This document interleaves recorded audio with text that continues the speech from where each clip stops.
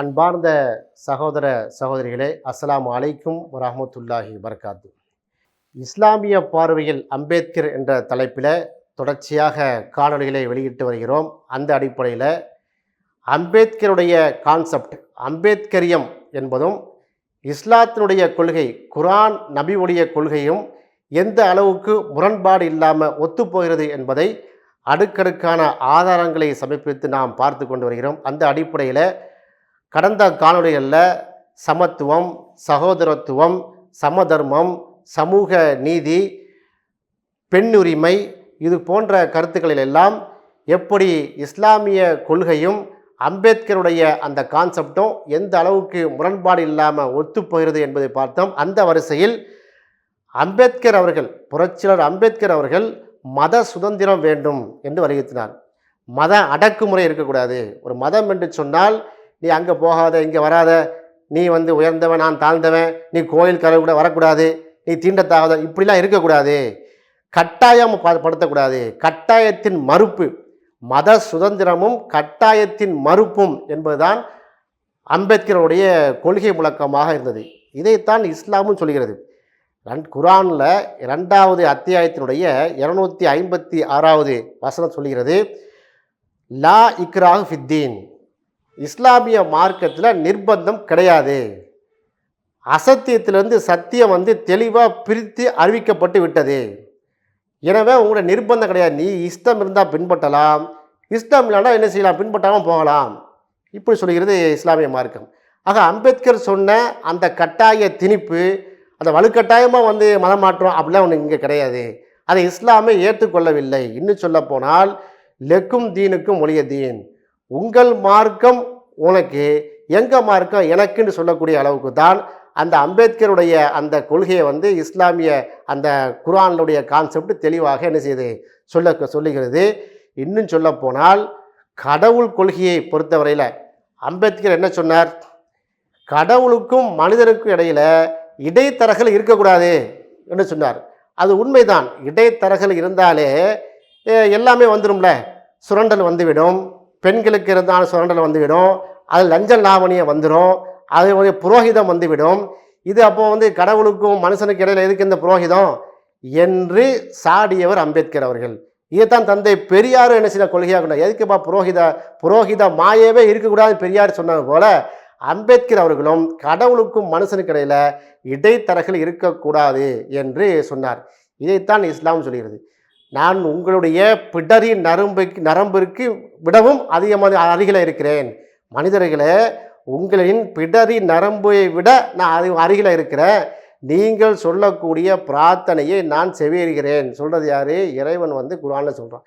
அப்போ எனக்கும் உனக்கும் இடையில் எந்த விதமான பேரிகார்டும் கிடையாது, எந்த விதமான இடைத்தரகலும் கிடையாது. அதனால தான் நாங்கள் சொல்கிறோம், ஈயாக்க நஅபுது வ ஈயாக்க நஸ்தஈன் சொல்கிறோம். உன்னையே வணங்குகிறோம், உன்னிடமே உதவி தேடுகிறோம் என்று டைரெக்டாக ஒவ்வொரு முஸ்லீமும் ஒவ்வொரு தொழுகையிலையும் இறைவனை பார்த்து சொல்லுவான், நான் உன்னையே வணங்குகிறோம்ப்பா இறைவா, உன்னிடமே நான் என்ன செய்கிறேன், உதவி தேடுகிறேன், எந்த இடைத்தரகத்து மூலமாக இல்லை.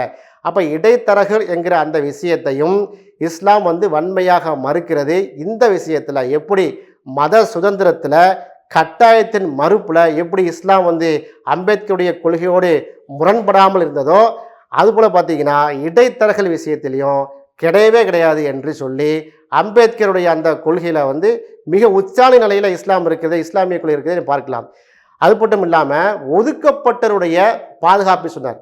ஒடுக்கப்பட்ட சமூகத்தினுடைய பாதுகாப்பு அவசியம் என்பதை அம்பேத்கரும் வலியுறுத்தினார். அதுக்காக தான் சட்டத்தை கொண்டு வந்தார்.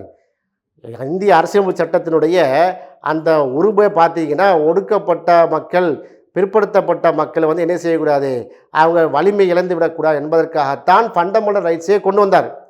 அப்போ ஒடுக்கப்பட்ட மக்கள் நிற்க வேண்டும் என்பதை இஸ்லாம் கொள்கையாகவே இருக்கிறது. மக்கா வெற்றி நீங்கள் தெளிவாக சொல்லலாம். மக்காவிலிருந்து அடித்து விரட்டப்பட்ட நபிகள் நாயகம் ஸல்லல்லாஹு அலைஹி வஸல்லம் அவர்கள் அங்கே என்ன பிரச்சனை, நான் தாழ்ந்தேன், நான் உயர்ந்தவன் பிரச்சனை. இன்னும் சொல்லப்போனால் உயர்ந்த குலத்தில் பிறந்த நபிகள் நாயகம், குறைசி குலத்தில் பிறந்த நபிகள் நாயகம் அவர்கள் எல்லா மனுஷன் அத்தனை பேரும் சமம்பா, ஹபசி குலத்தில் பிறந்த அந்த கருப்பரும் நீக்ரோவும் உயர்ந்த குலத்தில் பிறந்த அந்த குறைசிகளும் ஒன்று என்று சொன்னதால் தான் அங்கே பிரச்சனை. அப்போ என்ன பண்ணுறாங்க, மக்காவிலிருந்து விரட்டப்படுகிறார்கள், மதினாவுக்கு செல்கிறார்கள். மதினாவில் இஸ்லாமிய அரசு அமைகிறது. திரும்பவும் மக்காவுக்கு கத்தியின்றி இரத்தமின்றி யுத்தமின்றி என்ன செய்கிறாங்க, மக்கா வந்து தங்களுடைய கையில் வருது, வெற்றி கொள்ளப்படுகிறது. அப்போது எதிர்த்த நபிகள் நாயகத்தை வந்து மக்காவிலிருந்து அடித்து விரட்டியவர்களாக எஞ்சி இருக்கிறாங்க. அவர்களை பார்த்து என்ன சொன்னாங்க, இன்றைக்கு உங்கள் மேலே எந்த பழிவாங்கலும் கிடையாது, உங்கள் மீது எந்த பழிவாங்கலும் கிடையாது, நீங்கள் என்னுடைய பாதுகாப்பின் கீழ் வந்து விட்டீர்கள் சொன்னாங்களா இல்லையா? மதீனாவிலும் கூட இஸ்லாமிய அரசு வந்து நிறுவும் போது அங்கே சிறுபான்மையாக இருந்த பனு குரைரா, பனு கவுனுக்கான்னு சொல்லக்கூடிய யூத கோத்திரங்களில் நபிகள் நாயகம் ஸல்லல்லாஹு அலைஹி வஸல்லம் என்ன செய்கிறாங்க, ஒரு அக்ரிமெண்ட் போடுறாங்க. என்ன, மதீனாவில் நாங்கள் வந்துட்டோம், நாங்கள் இஸ்லாமிய அரசை நிறுவிட்டோம், இருந்தாலும் நீங்கள் சிறுபான்மையாக இருக்கிறீங்க, உங்களுக்கு நாங்கள் பாதுகாப்பு தருவோம் என்று சொல்லி மதீனாவில் எங்களை யாராவது தாக்க வந்தால் நீங்கள் என்ன செய்யக்கூடாது, அவங்களுக்கு சப்போர்ட் பண்ணக்கூடாது, எங்கூட நிற்க வேண்டும். உங்களை யாராவது தாக்க வந்தான்னா நாங்கள் என்ன செய்வோம், உங்களுக்கு அரணாக இருப்போம் என்று சொல்கிறாங்க. யாருக்கிட்ட, அந்த யூத கோத்திரத்தில். அதில் கூட வரலாற்றில் ஒரு பதிவு செய்திருக்கிறாங்க. அந்த யூதனுடைய தலைவன் கேட்பானா, நபிகள் நாயகமே, நீங்கள் வந்து பெரும்பான்மையாக இருக்கிறீர்கள், அரசராக இருக்கிறீர்கள், எங்களை தாக்க வரும்போது நீங்கள் எங்களுக்கு சப்போர்ட் பண்ணுறீங்க, சரி, நாங்கள் இருக்கிறதே சிறுபான்மையாக இருக்கிறோம், எங்கிட்ட அரசாட்சியும் இல்லை ஒன்றும் இல்லை, உங்களை தாக்க வரும்போது நாங்கள் எப்படி பாதுகாக்கிறதுலாம் கேட்டாங்களாம். அப்போ அந்த அளவுக்கு ஒடுக்கப்பட்டவருடைய பாதுகாப்பை வந்து நபிகள் நாயகம் ஸல்லல்லாஹு அலைஹி வஸல்லம் என்ன செஞ்சாங்க, வரலாற்றில் நிகழ்த்தி காட்டினார்கள். இன்னும் சொல்லப்போனால் இரண்டாவது கலீஃபா, இஸ்லாத்தினுடைய இரண்டாவது கலீஃபா உமர் ரலியல்லாஹு அன்ஹு, அவங்க என்ன சொன்னாங்க, யூப்ரட்டிஸ் நதியில் ஒரு நாய் தண்ணீர் இன்றி உணவின்றி செத்து கிடந்தாலும் கூட, ஏன்னா உமர் ரலியல்லாஹு மதீனாவில் இருக்காங்க, அங்கேருந்து யூப்ரட்டிஸ் நதினா ரொம்ப தூரம், ஈராக், அந்த நதிக்கரையில் ஒரு நாய் வந்து உணவின்றி இறந்தாலும் கூட கலீஃபாங்கிற முறையில், அரசருங்கிற முறையில் நான் அதற்கு பதில் சொல்ல கடமைப்பட்டவன். எப்படி இருக்குது பாருங்கள். அப்போ மனிதர்களுக்கு மட்டுமல்ல, மிருகங்களுக்கு கூட நாங்கள் வந்து பாதுகாப்பு பண்ணணும் அப்படிங்கிற மார்க்கம் வந்து இஸ்லாமிய மார்க்கம். இதைத்தான் என்ன செஞ்சாங்க, அம்பேத்கர் அவர்கள் தன்னுடைய வாழ்நாள் ஃபுல்லாக என்ன செஞ்சார், போராடினார். அப்படிப்பட்ட அம்பேத்கரிய கான்செப்டை இன்றைக்கு பார்த்தீங்கன்னா என்ன செய்கிறாங்க, அந்த சங் பரிவார கூட்டம் என்ன செய்யுது, முஸ்லீம்களுக்கு எதிராக திருப்பி பார்க்குற ரொம்ப ஒரு அநியாயங்க.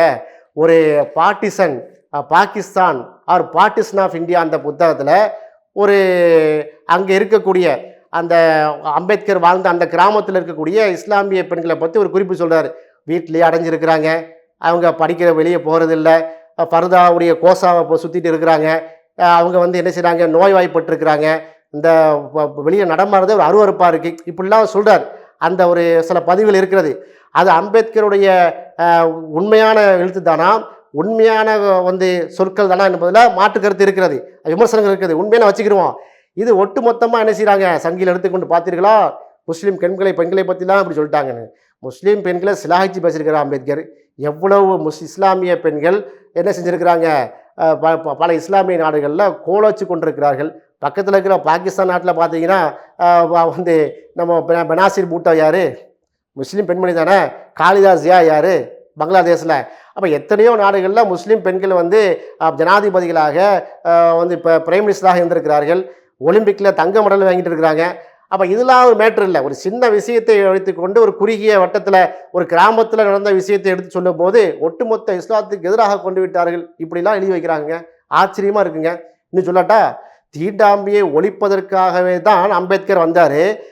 பெரியார் தந்தை பெரியாருடைய கான்செப்ட் இருக்குது. அதை தான் இஸ்லாமிய கொள்கையும் குரானிய கொள்கையும் நபிகள் நாயகம் ஸல்லல்லாஹு அலைஹி வஸல்லம் பொன்முனையிலும் அதுக்கு சப்போர்ட் பண்ணுற மாதிரி மிக வீரியமாக இருக்குன்னு நம்ம பார்த்துட்டு வர்றோம். அந்த இஸ்லாமிய கொள்கையவே இஸ்லாத்திலே ஜாதி இருக்குன்னு எழுதிட்டானுவ. யார் பெறல, அம்பேத்கர் பெறல. அம்பேத்கர் சொன்னாரா இஸ்லாத்தில் ஜாதி இல்லையா, செய்யதுகள், ஷேக்குகள், பத்தான்கள், முகலாயர்கள், மலிக்கிகள், பிர்சாக்கள்லாம் இருக்குன்னு எழுதி வச்சிருக்காருங்கிறான். அப்படி எழுதி வச்சிருக்காரா? நீங்கள் எந்த புத்தகத்தை படிக்கிறோம் அந்த புத்தகம் நாம் படிக்கிறோம். அது என்ன கதைன்னா, 1901 பார்த்தீங்கன்னா அந்த பங்களாதேஷ் இப்போ பங்களாதேஷ் பிரிஞ்சிருக்கிறது. 1901 பிரிட்டிஷ் இந்தியா ஆட்சி காலத்தில் வந்து பார்த்தீங்கன்னா பங்களாதேஷ் நம்ம நாட்டோட இருந்தது. அப்போ அங்கே வந்து சர்வேக்கு போகிறாங்க. யார் போகிறா, எவ்வளோ பேர் படிச்சிருக்கிறாங்க, அந்த மக்கள் தொகையுடைய மேட்ரு என்ன என்பதை பிரிட்டிஷ் வைஸ்ராய் வந்து என்ன செய்கிறாரு, அனுப்புகிறாரு. அவங்க எழுதிட்டு வர்றாங்க. இப்போ நம்ம ஊரில் இருக்கிறோமா இல்லையா, முஸ்லீம்கள் எடுத்துக்கிட்டிங்கன்னா வந்து என்ன செய்வாங்க, லெப்ப ராவுத்தர் இப்படிலாம் எழுதி வச்சுருப்பாங்க. லெப்ப ராவுத்தர் பட்டான்லாம் யாருன்னே தெரியாது நமக்கு.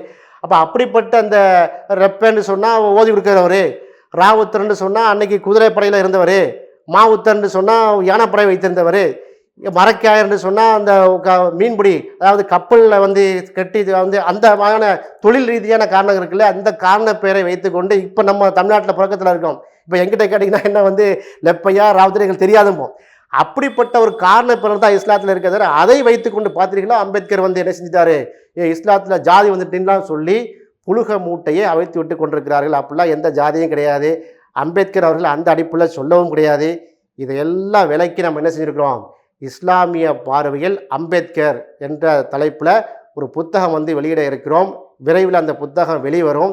என்னென்ன மேட்டர்கள் எல்லாம் சங் பரிவார கூட்டம், சனாதன வர்ணாசிரம கூட்டம் அம்பேத்கர் அவர்களை பயன்படுத்தி என்னென்ன புழுகு மூட்டையெல்லாம் வந்து என்ன செஞ்சுருக்காங்க, புழுங்கி இருக்கிறாங்க, முஸ்லீம்களுக்கு எதிராக, இஸ்லாமிய கோட்பாட்டுக்கு எதிராக என்னெல்லாம் செய்திருக்காங்க என்பதை அங்கே அக்கு வேற ஆணிவேற நினைச்சிருக்கோம். அந்த புத்தகத்தில் வந்து நம்ம வந்து விவரித்திருக்கிறோம். அந்த புத்தகத்தை நீங்கள் வாங்கி படிங்க. நம்முடைய யூடியூப் சேனலாக சாஹிப் டாக்ஸ் SAHIBTALKS வந்து சாஹிப் டாக்ஸ் அப்படிங்கிற நீங்கள் அந்த சமூக ஊடகத்தில் நீங்கள் போய் பார்த்தீங்கன்னா, யூடியூப் சேனலில் பார்த்தீங்கன்னா இது போன்ற காணொலியில் விலாவரியாக நம்ம வந்து வெளியிட்டிருக்கிறோம். இந்த காணொலியை பொறுத்தவரையில் ஒரு சுருக்கமாக அம்பேத்கருடைய கான்செப்டும் இஸ்லாமிய கான்செப்டும் எந்த அளவுக்கு பொருந்தி போகிறது என்பதை வந்து ஒரு இன்ட்ரோவாக கொடுத்துருக்குறோம். நீங்கள் அந்த புத்தகத்தை நீங்கள் வாங்கி படித்தீங்கன்னா, இஸ்லாமிய பார்வையில் அம்பேத்கர் புத்தகத்தை படித்தீங்கன்னா, அதை வந்து சற்றப்போ 3 வால்யூம், முதல் வால்யூம் வந்து இந்த இன்ஷா அல்லாஹ் இந்த நோன்பு பெருநாளுக்கு பிறகு, ஈதுல் ஃபித்ர் பெருநாளுக்கு பிறகு வெளியிட இருக்கிறோம். அந்த புத்தகத்தை நீங்கள் வாங்கி படித்தீங்கன்னா, சங்கிகள் அந்த சனாதன கும்பல் அம்பேத்கர் பெயரை பயன்படுத்தி ஆங்கிலத்திலும் இந்தியிலும் புழுகி அனைத்திற்கும் அதில் விடை இருக்கிறது. எனவே அதை வாங்கி நீங்கள் படிங்க. இந்த காணொளிகளை உங்களுடைய நண்பர்களுக்கு என்ன செய்யுங்க, தொடர்ச்சியாக அறிமுகப்படுத்துங்கள். இணைந்திருப்போம். நன்றி. அஸ்ஸலாமு அலைக்கும்.